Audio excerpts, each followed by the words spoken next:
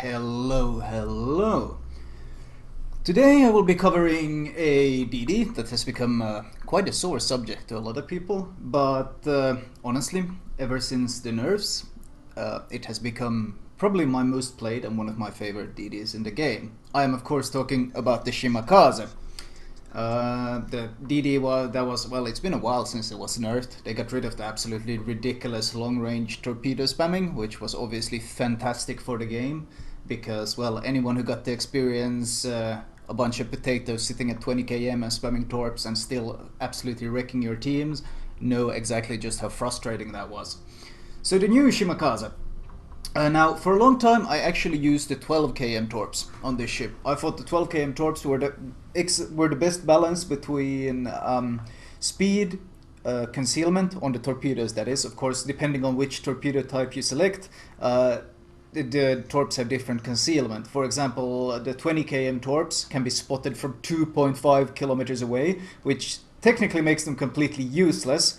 That's also one of the reasons why I would want VG to just remove the 20 km torps from the Shimakaze altogether, because right now they don't really add anything to the game except they confuse a bunch of new players. Like, a new player reaches the Shimakaze, he'll get the 20 km torps because I think they might even have the highest torpedo rating, so he thinks they are the best ones, so he'll get them.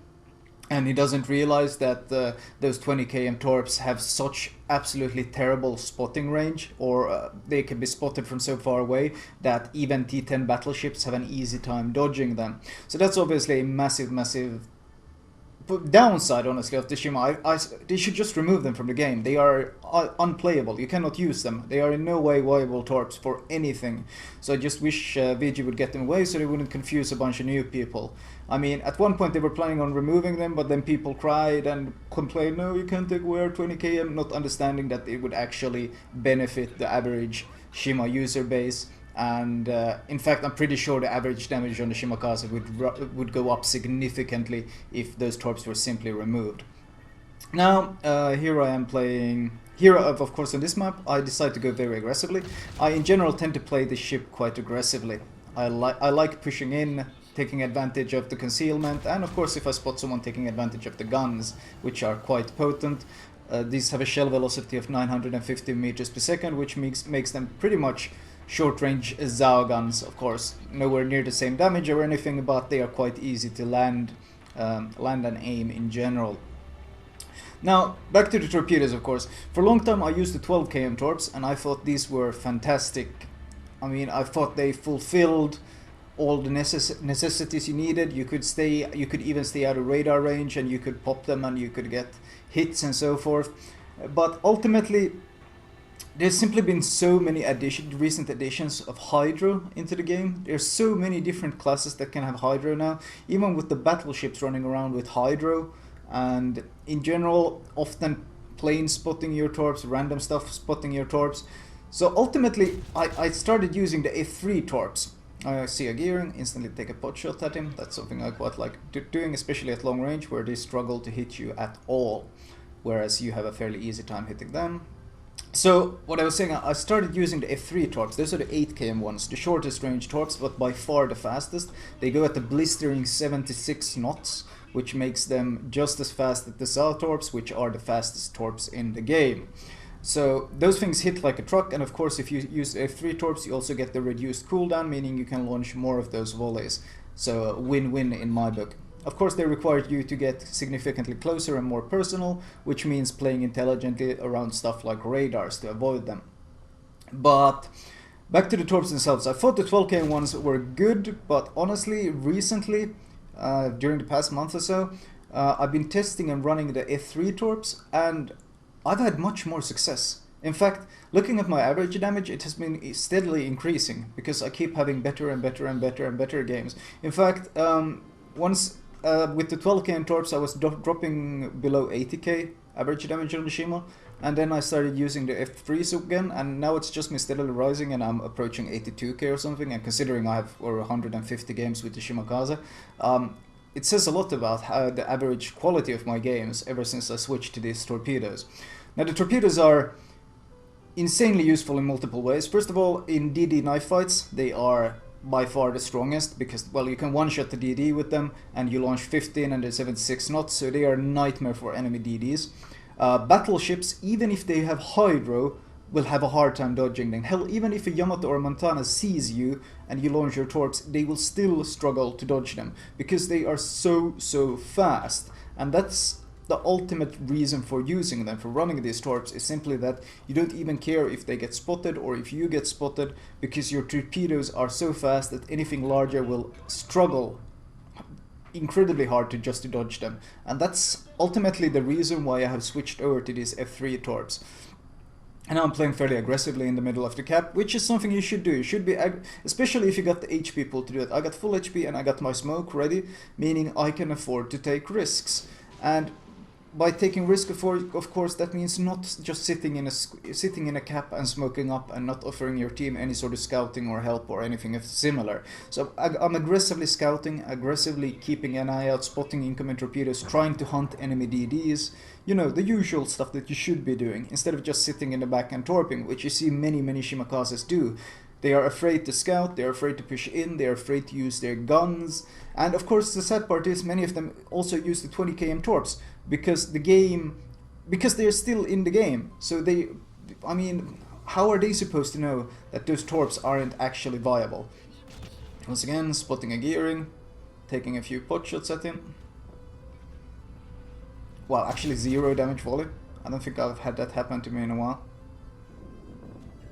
There we go. That's the usual 3k volley that I expect to see.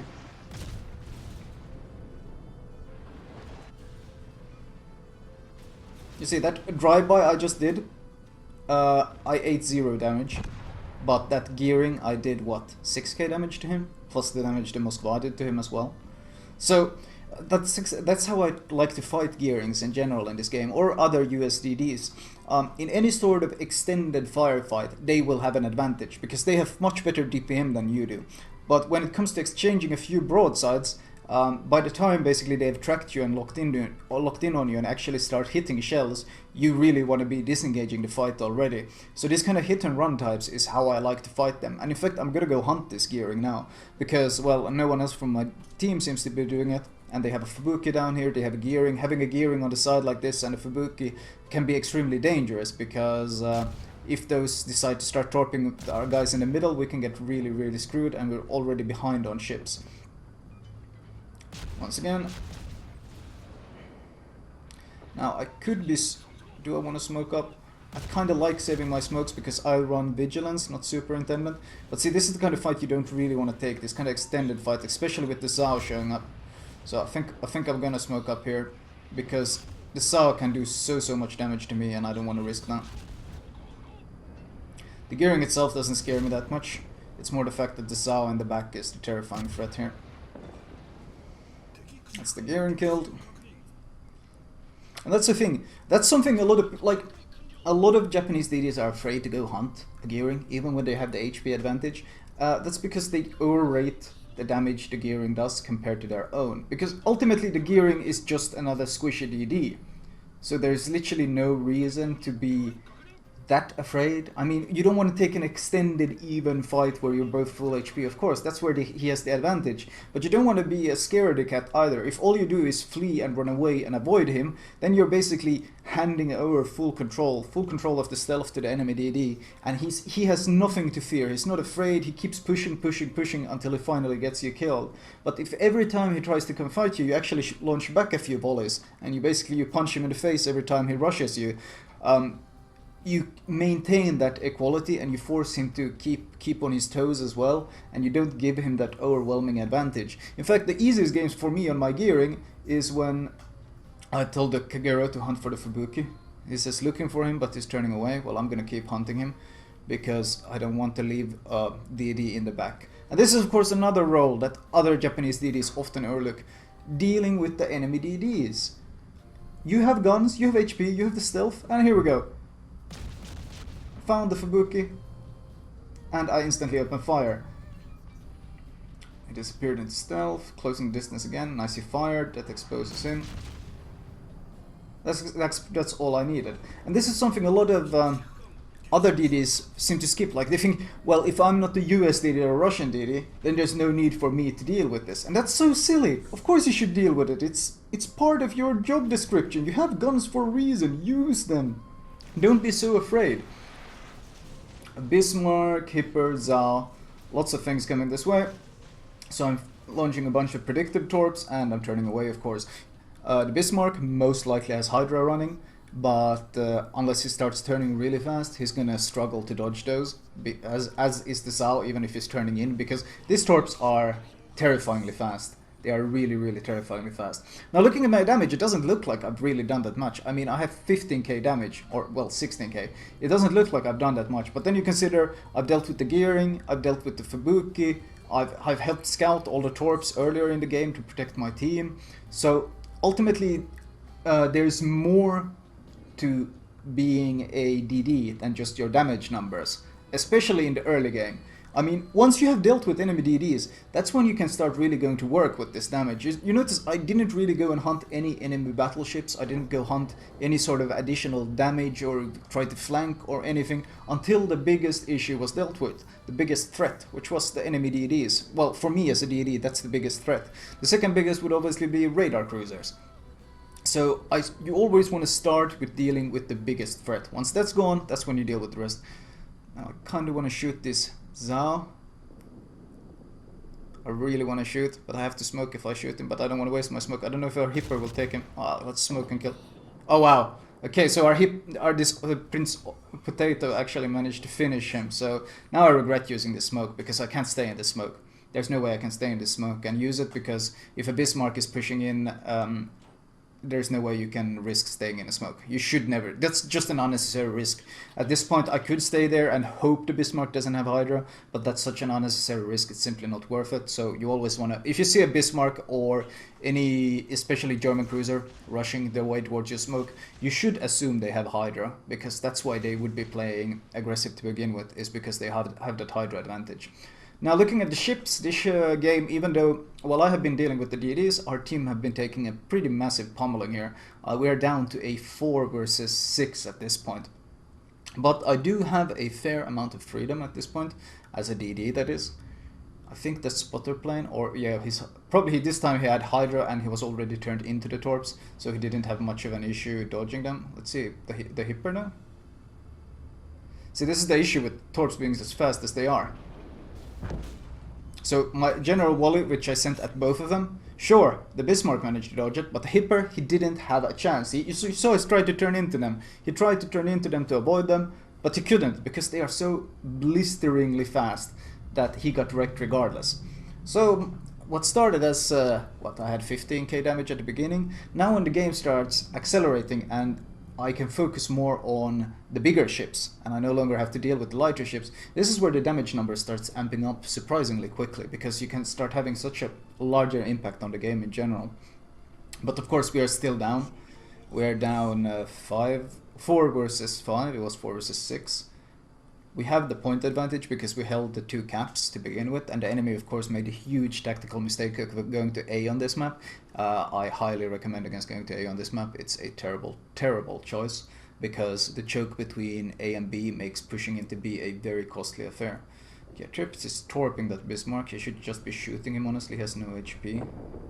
Well, whatever, he burned to death. Now comes the issue though. Okay, this North Carolina is pretty much dead though. And I don't know how long that Torpedo down there is gonna last either. Question is, what do I want to torp? They still have 2 T-10 battleships, which is of course a huge, huge threat to my team. Of course, I'm using the terrain here to get as close as possible, but there's also the risk of getting too close because of spotter planes. So, well, the Ibuki, not worth the torps. It's gonna be the Montana or the Yamato. The Yamato is of course the more dangerous battleship of the 2. And looking at the minimap though, that Montana is turning to the right. If you look at the minimap, always keep an eye on the minimap. The white bar here, it's a good predictive thing, but when you get more used to reading the minimap, you can make decisions that where you don't even rely on it at all. In fact, I'm going to demonstrate. You see that Montana is turning to the right on the minimap. So here I don't even use the white bar. I don't need it. Okay, this requires a significantly more experience when it comes to playing the Shimakaze, or torpedo boats in general. There's the spotter plane that I spoke of. But you don't have to rely on the white thing. You can use your gut instinct to guide your torpedoes. In this case, I predicted the Montana would make a turn to the right, and a turn to the right, of course, a deep turn in a T-10 battleship, costs you a ton of speed. You lose significant amounts of speed, and this full HP Montana, well, by the time he sees my incredibly fast F3 torpedoes, well, he eats all 8 of them. So I launched 15 torps in that gap, only 9 made it through because of how narrow the gap was, and out of those 9, 8 hits. And that was basically a blind torpedo where I just went with my gut instinct. And that's something you should not be afraid to do.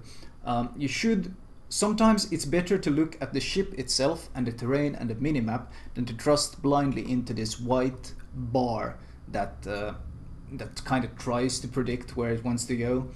And you should sometimes just trust your gut and try to go for these more free-form torpedoes, because they can be surprisingly effective. Now in this case, I should honestly start moving away already. I should not sit here and wait for my torpedoes to reload, because it's obviously coming towards me. But you know, this is the kind of moment where, well, my mind's telling me no, but my body's telling me yes.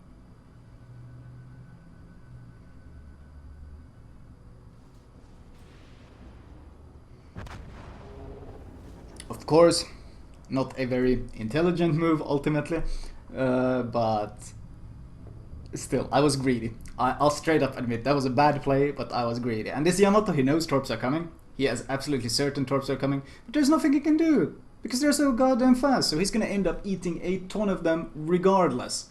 So he took a massive hit, and thanks to this additional damage dealt, the torpedoes didn't really have much issues cleaning up the rest of the fight. The game ended soon after, and well, I'm a bit frustrated later on that I got so greedy at the moment, because I would have liked to actually get my Kraken. I didn't even realize I was at 4 kills, so getting the Kraken there would have been pretty satisfying. But regardless, overall a good game, 224k damage, a significant amount of cash and XP. The base XP of course 2.8k, which is always satisfying to get. And overall you can see, well, basically the first 15k of my damage, you can see from the guns, that was basically the early game, and then the following 200,000 damage is pretty much all in the late game. So you can see how the playstyle switched from earlier to later in the game quite significantly. Anyway, moving on to my build. Right, as usual, I will start with the modules.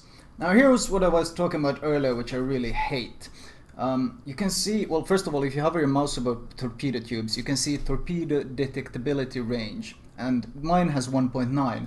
Now if you click this Type 93s though, it tells you that it upgrades your torpedoes by 17 points to 70. But if you actually hover your mouse here, you can see that your torpedo detectability is 2.5 km. So adding vigilance and stuff like that, that multiplies it by a percentage, and it becomes ridiculously easy to see those 20 km torps. And that's why I really hate that they're still in the game, because the new player will look at them and see the highest torpedo rating and assume they are the best. Anyway, consumable wise, premium repair smoke, aiming systems mod 1, the 3 million torpedo reload upgrade, propulsion mod, rudder shift. I use propulsion on a lot, but I want the really fast rudder shift on the Shima, and concealment system of course for concealment. That's pretty much a must-have. Captain perks, basic firing training, last stand, vigilance, HP perk, survivability expert, concealment expert for that must-needed stealth. When you get 2 additional points, put them into torpedo armament expertise, and your last 18th point in the basics of survivability.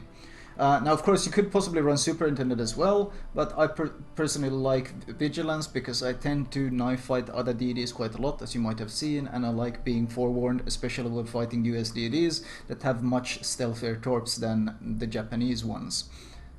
But that's kinda up to you. Both are valid perks. Anyway, that was my Shima commentary. I hope you guys enjoyed it.